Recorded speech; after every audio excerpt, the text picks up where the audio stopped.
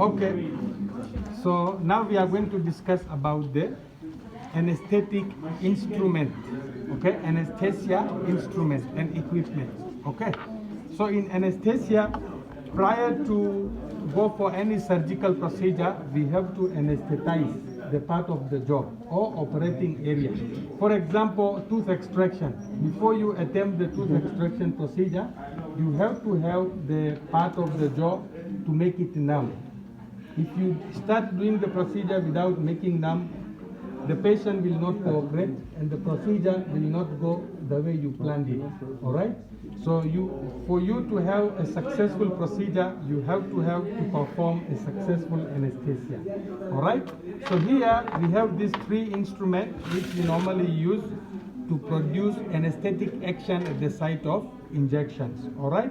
So the first instrument which we have, this is we call a dental syringe. What do we call? Dental syringe. Okay? Identify this instrument, dental syringe. Mention the part of this instrument. So this instrument, it has three parts. One is a connector. Okay? Second is empty barrel, or you can say empty container. All right, but you use empty barrel. That is the appropriate word. And the third thing is a thumb rest. Okay, what do you call? Thumb rest. Okay, so how this instrument, it can be activated for use of the dental anesthesia. So how do you activate? So here in this empty space, you're supposed to introduce these dental cartridges. Okay, this is dental cartridge, which is specifically useful for dental use only. Okay, and this is custom made. It means the company who manufacture, and inside there is a drug. You see, this is a dental lignocaine, which is also known as local anesthesia. All right, so this cartridge is contain a dental anesthetic drug. So this cartridge it will go into this container or into this barrel. All right, how you go? If you just push it, it can still go. All right, it's very simple. If you want to remove, you pull this behind, hold it, and just bring it outside. Okay, so it's very simple to introduce. You just push it into the barrel. Okay, now this is we call dental needle. What do we call? Dental needle. Okay, this dental needle used, to inject or to introduce a dental lignocaine into the surrounding area. All right. So how this dental needle connect to the syringe? That you open this lid from the back part. Okay. Then you connect this with the connector of the syringe and you twist it until you feel there is a resistance. Okay, now here this is tighter. Do not over tight it, otherwise it will be difficult to remove it. Okay, so here is tight. Now you can inject where you want anesthetic action to be achieved. Okay, this is the 27 gauge disposable dental needle. Okay, the use of this instrument is to inject into the mouth or to inject into the oral structure to produce anesthetic action. All right, so this instrument is called a dental syringe. This is we call dental cartridges, and this is we call dental needle. Now, how you uncap and how you cap the instrument? Uncapping is a simple thing, isn't it? But do not try to cap the instrument while after the use of instruments. Okay, you always use a sharp box where you can throw the instrument, or you throw the disposable syringe. Now this needle, once you use in one patient, you do not use it to other patients. It means this is disposable needle. How you close this? That you leave the cap of the needle in your tray. Okay? And you slowly introduce the needle into the cap and you pull it up and press it slowly. Do not press like this or do not press like this. Otherwise, sometimes it can pass through and there is a chance of getting the needle prick injury. Okay, to avoid needle prick injury, this is the correct way to close or to cap the needle. All right, you know what happens if you get pricked by a used needle. You are at the risk of developing several infections like hepatitis B, hepatitis C, nosocomial infections, HIV positive, all right? So this instrument we call dental syringe, all right? So let me just uncap this instrument now. Put it back here. Now the next set of instruments which we have is extraction, forceps and elevators. What do we call extraction, forceps and elevators? Okay, so here, sorry. So these are the instruments which is known as elevators. What do we call? Elevators or dental elevators.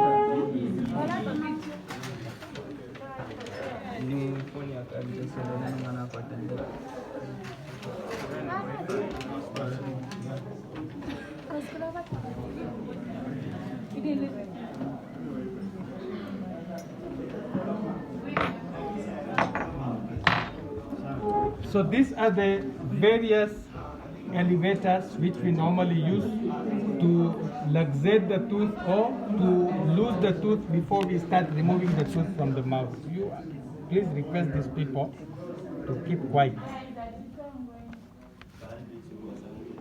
Okay? So this instrument, they are known as elevators. Okay? But each instrument, they have a specific name in terms of identification of instruments. So we are going to start with the first instrument. Okay? The first instrument which we have is, we call a periosteal elevator. What do we call? Periosteal elevator. What is the name of this? It's a bit broken on both sides, but we can still use this. This instrument is called periosteal elevators. Okay? What are the parts of this instrument? This instrument, it has a three parts. The first is a grasping area, second is a blunt end, and the first one is a sharp end. Okay? So these are the three parts of periosteal elevator: sharp ends, grasping area, and the blunt ends. Okay, use of this instrument is to reflect the periosteum from the alveolar bone. What is the use of this periosteal elevator? To reflect the periosteum or to reflect the gingiva from the bone, isn't it? For example, the gum has attached with the bone. Okay? So now if you want to make a separation in between the bone and gums, it means you have to separate the gums, isn't it? So you introduce this instrument gently in between the bone and in between the gums, okay? And you reflect the tissue, so the tissue is going to be reflected. So before you start applying the forceps, you have to use this instrument to reflect the gums or to reflect the periosteum to avoid the tearing of periosteum during the tooth extraction procedure. So this instrument is called periosteal elevator. The second instrument which we have is called a straight elevator. What do we call? Straight elevator. Three parts: the grasping area, shank, and the cutting edge. Okay, grasping area, it has some serrations or grooves for better grip of this instrument. The shank is connecting the grasping area and the cutting end of the instrument. This cutting end, it has a two surface, one is concave and one is convex. So convex surface is always going to be attached with the tooth which you're supposed to elevate. Okay, it means you are removing the first molar. So you introduce this instrument in between premolar and first molar. Okay, this depressed part, it has to expose towards the tooth which you are going to remove, and this other part, concave part, it has to be attached with the tooth which we are not going to remove. It means towards the adjacent teeth. Okay, so this instrument you introduce in between the bone and the teeth. Okay, and you start making the rotations. Okay, so if you make this movement, the tooth, it will start automatically becoming loose. Okay, you can even able to see the tooth has started shaking or moving from its position. So the use of this instrument is to luxate the tooth or to lose the tooth before tooth extraction. Once you feel the tooth is now shaking or is ready to come out, then you start using the forceps to remove the tooth. All right? Yes, sir. Yeah, boss, I come to collect some paper.